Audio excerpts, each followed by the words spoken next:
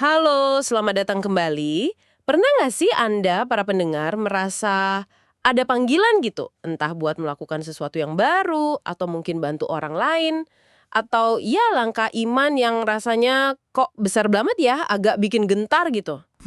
Sering kali ya. Terus muncul suara di kepala. Nah, itu dia. Suara yang bilang, wah kayaknya aku nggak sanggup deh, atau nanti aja lah kalau udah lebih siap. Bener nggak? Betul banget. Menunda karena merasa belum mampu. Oke, nah hari ini kita mau coba kupas tuntas nih sebuah gagasan yang menurut saya menarik banget soal arti kesediaan hati yang total. Gimana sih respon kita waktu menghadapi panggilan kayak gitu? Menarik. Sumbernya apa nih kali ini? Sumber kita kali ini sebuah renungan inspiratif dari NDC Ministry, judulnya The Willing Heart, Hati yang Rela, dan ini basisnya dari Alkitab. Kisah yang cukup terkenal, 1 Samuel pasal 17 ayat 20-37. Oh, kisah Daud lawan Goliat ya? Tepat. Jadi misi kita sekarang ini, kita mau bongkar nih makna sebenarnya dari hati yang rela ini. Kita lihat contoh nyatanya di Daud dan coba pahami. Apa sih kesiapan sejati di mata Tuhan itu? Yang ternyata, sering beda loh sama ukuran kemampuan kita. Siap ya kita gali bareng? Siap. Dan konteksnya emang penting sih buat diingat. Di 1 Samuel 17 itu kan situasinya, wah, genting banget buat Israel. Iya, gimana tuh situasinya? Mereka lagi hadap-hadapan sama Filistin. Dan puncaknya yaitu ada Goliat, raksasa yang, waduh, bikin semua tentara Israel, mungkin termasuk rajanya juga ya, jadi takut, hilang nyali semua. Kebayang sih tegangnya. Tapi, nah ini, renungan ini punya sudut pandang yang unik. Fokusnya tuh bukan soal siapa paling kuat, atau strategi perangnya gimana, tapi lebih ke respons hati.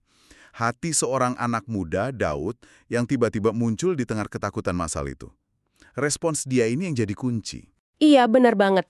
Semua yang diharapkan jadi jagoan, malah pada mundur. Terus, seperti yang disorot di bahan kita ini kan, tiba-tiba nongol Daud. Muncul gitu aja ya? Iya, dan dia datang bukan pakai perlengkapan perang lengkap gitu kan, tapi sebagai, nah ini uniknya, gembala muda yang bawa bekal buat kakak-kakaknya.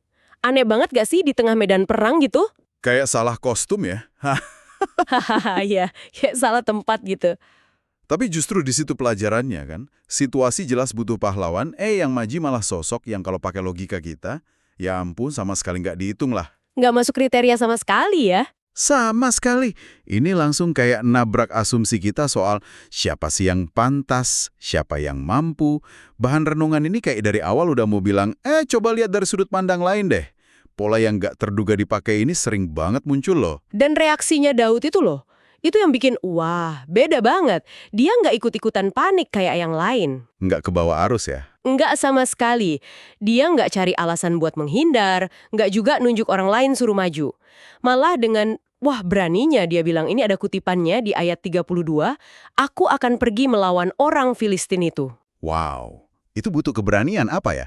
Nekat atau gimana? Nah, itu pertanyaannya kan, keberanian macam apa itu? Dari mana datangnya rasa percaya diri kayak gitu, padahal dia cuma gembala? Pasti ada sesuatu di baliknya. Inti sikap Daud ini, hineni. Hineni. Pernah dengar, tapi artinya apa ya persisnya? Oke, jadi di renungan ini dijelasin, artinya tuh kayak aku di sini atau ini aku, tapi bukan sekedar nunjukin lokasi ya, Lebih dalam dari itu. jauh lebih ke pernyataan kerelaan total, kesiapan penuh buat respon panggilan Tuhan. Semangatnya tuh kayak, ini aku Tuhan, siap sedia, gitu kira-kira. Wah, oke. Hineni. Jadi bukan cuma kata ya, tapi sikap batin, postur hati gitu ya, di hadapan yang memanggil. Tepat. Dan menariknya, meskipun di Alkitabnya sendiri nggak tertulis Daud ngucap kata hineni persis di situ ya, Iya, nggak ada catatannya. tapi renungan ini bilang, semangat hineninya itu terasa banget. Kelihatan dari tindakannya. Gimana tuh contohnya? Ya dari dia nanya-nanya soal Goliat, terus dia nolak pakai baju zirahnya Saul, sampai dia akhirnya maju ke depan itu. Itu semua kayak perwujudan dari Hineni. Dia hadir, dia bersedia, dia nggak ngumpet. Oke, jadi tindakannya yang bicara ya. Iya. Terus, apa dong yang dorong dia? Kalau bukan karena merasa paling kuat atau mau cari muka gitu, apa motivasinya? Nah, ini juga dijelasin di renungannya. Apa katanya? Motivasinya itu iman, tapi bukan iman kosong ya. iman yang lahir dari pengalaman. Pengalaman. Pengalaman apa? Dia ingat banget momen-momen penting waktu dia ngegembala.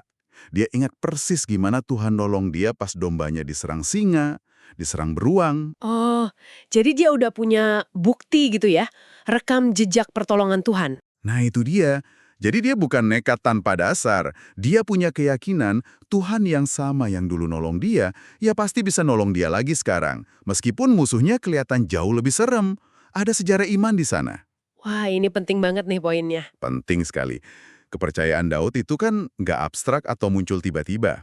Itu dibangun pelan-pelan lewat pengalaman nyata sama Tuhan. Justru dalam tugasnya yang mungkin dianggap biasa atau remeh ya gembala domba. Justru di situ ya? Iya, kesetiasan dan pengalaman iman di hal-hal kecil inilah yang jadi fondasi kuat buat dia berani hadapi tantangan besar kayak Goliat. Ini nunjukin betapa pentingnya bangun hubungan pribadi, bangun sejarah iman sama Tuhan. Bahkan dalam rutinitas harian yang nggak kelihatan keren gitu. Itu modal utamanya ternyata. Oke, nah ini nih bagian yang bikin saya pribadi agak, tercenung gitu. Renungan ini bilang, terus terang aja ya, Tuhan itu seringkali nggak nyari orang yang paling siap menurut ukuran dunia. Maksudnya gimana tuh? Iya, bukan yang titelnya paling banyak, pengalamannya segudang, atau skillnya paling canggih gitu. Bukan itu prioritas utamanya. Kalau gitu apa dong yang dia cari? Kriterianya apa? Nah, ini dia inti pesannya. Menurut renungan ini, yang Tuhan cari itu adalah hati yang bersedia melangkah dalam iman. Hati yang bersedia melangkah dalam iman. Oke, kata kuncinya apa tuh? Bersedia dan melangkah. Jadi, ini soal kemauan hati buat taat. Dan ada penekanan di sini, ketaatan saat ini juga. Hari ini juga. Bukan nanti ya? Bukan nanti kalau udah merasa mampu, bukan nanti kalau situasinya lebih enak. Tuhan itu, ya menurut interpretasi renungan ini, nggak nunggu kita jadi sempurna dulu atau merasa pede 100%. Yang dia lihat itu, ya kesediaan hatinya itu sendiri, keinginan buat respon sekarang, di tengah segala keterbatasan kita. Wow, dalam banget ini. Jadi artinya panggilan Tuhan itu nggak selalu bentuknya heboh atau tugas heroik gitu ya? Bisa jadi nggak? Bisa jadi malah lewat hal-hal yang kelihatannya biasa banget. Kayak mungkin diminta kerjain tugas yang kita nggak suka di kantor. Atau tiba-tiba kepikiran buat nelpon temen yang lagi susah. Atau kesempatan kecil buat jujur padahal lebih gampang bohong. Gitukah cara kerjanya? Sangat mungkin. Di renungan ini dibilang jelas kok, panggilan Tuhan sering datang melalui hal-hal biasa. Dan titik kritisnya itu ada di respons kita. Respons kita ya. Ya, kita ngenalin nggak momen itu sebagai undangan dari Tuhan? Terus kita jawab nggak dengan kesediaan? Hati yang bersedia itu, digambarin di sini, dasarnya adalah hati yang percaya kepada Tuhan lebih dari kepada diri kita sendiri. Percaya sama Tuhan lebih dari diri sendiri. Hati Oke. yang nggak butuh panggung, nggak butuh tepuk tangan buat bertindak. Malah, kesetiaan dalam hal kecil yang nggak kelihatan orang lain itu seringkali jadi ujian sebenarnya. Ini hati yang milih buat segera merespons, bukan malah ngumpet atau lari pas ada tantangan atau panggilan. Dan hati yang kayak gini nih, hati yang rela ini, yang seringkali Tuhan pakai buat karyanya yang besar. Yang dampaknya bisa jauh melampaui bayangan kita. Oke. Ini semua mencerahin banget sih. Nah, setelah kita paham konsep hineni dan pentingnya hati yang rela dari kisah Daud ini, pertanyaannya sekarang, gimana kita, Anda para pendengar, bisa terapin ini di hidup sehari-hari? Nah, itu dia. Aplikasinya gimana ya? Untungnya, renungan ini nggak cuma ngasih konsep, tapi juga ngajak kita refleksi pribadi. Ada beberapa pertanyaan nih buat kita renungan bareng. Oke, apa aja tuh pertanyaannya? Yang pertama, ini agak nyelikit sih, tapi penting. Coba kita jujur deh sama diri sendiri. Seberapa sering kita nunda-nunda atau banyak alasan pas kita ngerasa Tuhan kayak nyolek kita buat lakuin sesuatu? Nyolek ya? Iya. Entah itu dalam pelayanan, atau soal memberi, mengampuni, atau sekedar taat sama firman-Nya di area hidup yang susah gitu. Jangan-jangan kita lebih sering bilang entar deh daripada hineni. Lagi? Yang kedua, coba deh kita identifikasi. Apa sih bentuk Goliat pribadi kita saat ini? Tiap orang kan beda-beda ya. Mungkin takut gagal, mungkin ragu sama kemampuan diri, mungkin tantangan keuangan, atau hubungan yang rumit. Apapun lah yang bikin kita agak jiper buat maju. Mengenali musuh pribadi kita ya? Betul. Nah, setelah tahu Goliatnya, gimana kita bisa mulai hadapi itu? Bukan dengan ngandelin diri sendiri ya, Tapi dengan semangat Hineni tadi, dengan hati yang mau dipimpin Tuhan, kayak Daud. Pertanyaan-pertanyaan refleksi ini penting banget fungsinya, biar nggak cuma jadi konsep di awang-awang ya, tapi jadi konkret di hidup kita. Iya, biar membumi gitu. Benar. Mengenali apa Goliat kita, ketakutan spesifiknya apa, kelemahan nyatanya apa, tantangan realnya apa, itu langkah awal yang krusial. Tanpa ini, ya Hineni cuma jadi slogan aja. Dengan kita kenal, kita jadi tahu, oke, di area ini nih, kesediaan hati saya perlu diwujudkan secara nyata. Selain refleksi, ada juga saran langkah praktis yang bisa langsung dicoba nih buat Anda para pendengar. Oh iya, apa tuh sarannya? Coba deh, hari ini sengaja luangkan waktu sebentar aja. Terus tanya sama Tuhan. Tuhan, di area mana dalam hidupku saat ini, Engkau mau aku bilang, Hineni, ini aku bersedia. Bertanya langsung pada Tuhan ya? Iya, dan renungan ini ngasih beberapa contoh kemungkinan. Bisa jadi di kerjaan, atau tanggung jawab pelayanan di gereja atau komunitas. Bisa juga soal keberanian ngasih pengampunan yang mungkin berat banget. Atau kerelaan berbagi waktu atau uang. Atau bahkan hal simpel kayak berani nyapa dan ngasihi orang sekitar kita, di mana Tuhan mau kita hadir. Dan perhatikan lagi deh penekanannya. Di tindakan nyata dan segera. Sekarang juga ya. Iya, pesannya jelas banget. Mulai dengan satu tindakan nyata. Taatlah sekarang juga, bukan nanti. Jadi, Hinen itu bukan cuma perasaan bersedia di hati, mesti ada wujudnya. Langkah ketaatan konkret sekecil apapun itu. Lakuin apa yang kita tahu harus dilakuin sekarang. Itu bukti paling asli dari hati yang bersedia. Ketaatan yang ditunda, wah, seringnya jadi ketaatan yang nggak pernah kejadian kan? Bener juga ya. Nah, buat bantu proses ini, renungan ini juga ngasih semacam pokok doa gitu. Bisa jadi panduan. Pokok doa. Gimana tuh isinya? Intinya sih minta hati kayak Daud, hati yang siap respons, hati yang imannya lebih gede dari takutnya, hati yang sadar Tuhan hadir. Terus juga minta ampun kalau selama ini kita lebih sering takut atau nunda-nunda panggilan Tuhan. Mengakui kelemahan kita ya. Iya.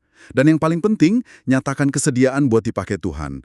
Bukan karena kita hebat, tapi justru karena kita tahu Tuhan yang hebat dan sanggup bekerja lewat kita yang terbatas ini. Tentu bahasanya bisa pakai kata-kata sendiri ya.